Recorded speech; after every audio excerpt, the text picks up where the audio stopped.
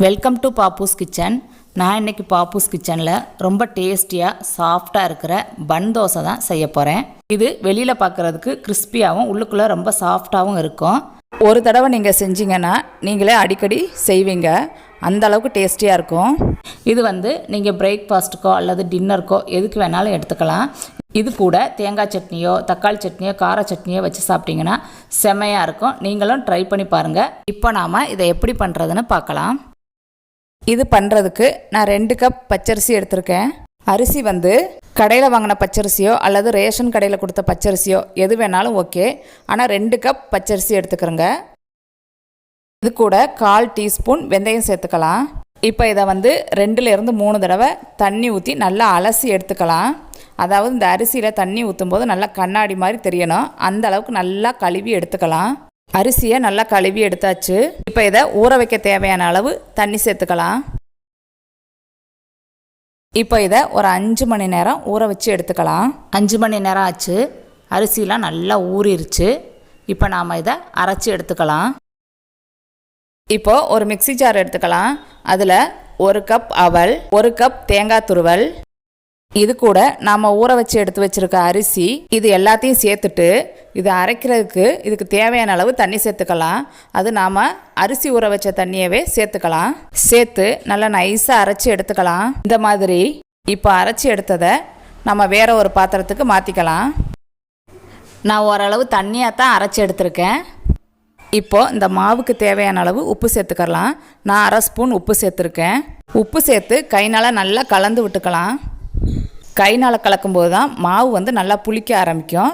அதனால் நீங்கள் கரண்டி வச்சு கலக்காமல் கைனாலேயே கலக்கிக்கோங்க. மாவை நல்லா கலக்கி விட்டாச்சு. இப்போது இதோட ஓரங்கள்லாம் நல்லா வலித்து எடுத்துக்கலாம். நல்லா கலக்கி எடுத்தாச்சு. நான் மாவை இந்த பதத்துக்கு அரைச்சி எடுத்துருக்கேன். அதாவது அரைக்கும் போதே நான் தண்ணி கரெக்டாக சேர்த்து அரைச்சிட்டேன். அதனால் எனக்கு தண்ணி சேர்க்க தேவையில்லை. நீங்கள் கெட்டியாக அரைச்சிருந்தீங்கன்னா புளிக்க வச்சுட்டு அடுத்த நாள் கலக்கும்போது நீங்கள் தண்ணி சேர்த்துக்கிறங்க. இப்போ இந்த மாவு ஒரு 8 மணி நேரம் புளிக்கட்டும். நீங்கள் நைட்டு அரைச்சி வச்சிங்கன்னா காலையில் செய்கிறதுக்கு கரெக்டாக இருக்கும். 8 மணி நேரம் ஆச்சு. மாவு எப்படி இருக்குன்னு பார்க்கலாம். மாவு நல்லா பொங்கி வந்திருக்கு. இப்போ இதை லைட்டாக கலக்கி விட்டுக்கலாம். இந்த டைமில் நீங்கள் உப்பு செக் பண்ணிக்கிறங்க.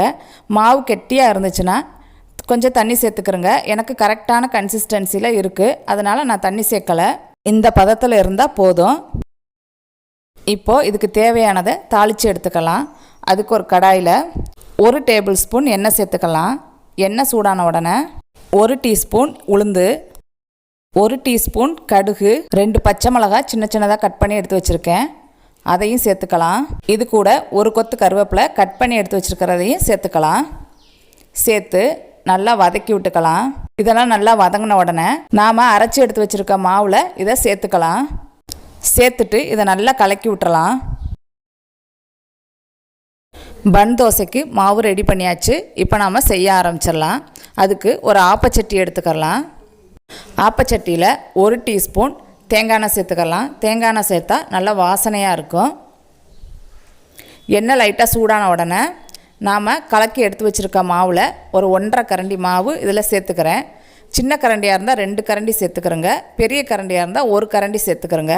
நான் 1/2 கரண்டி மாவு சேர்த்துக்கிறேன். இது வேகிறதுக்கு கொஞ்சம் டைம் ஆகும். அதனால் லோ ஃப்ளேமில் 3லேருந்து 4 நிமிஷம் மூடி போட்டு வேக வச்சு எடுத்துக்கலாம். இந்த மாதிரி வேக வைக்கும்போது இதோட அடிப்பகுதி நல்லா வெந்திருக்கும். இப்போ திருப்பி போட்டுடலாம். திருப்பி போட்டுட்டு திரும்ப ஒரு 2 நிமிஷம் நல்லா வேக வச்சு எடுத்துக்கலாம். அடுப்பு சிம்மிலே இருக்கட்டும்.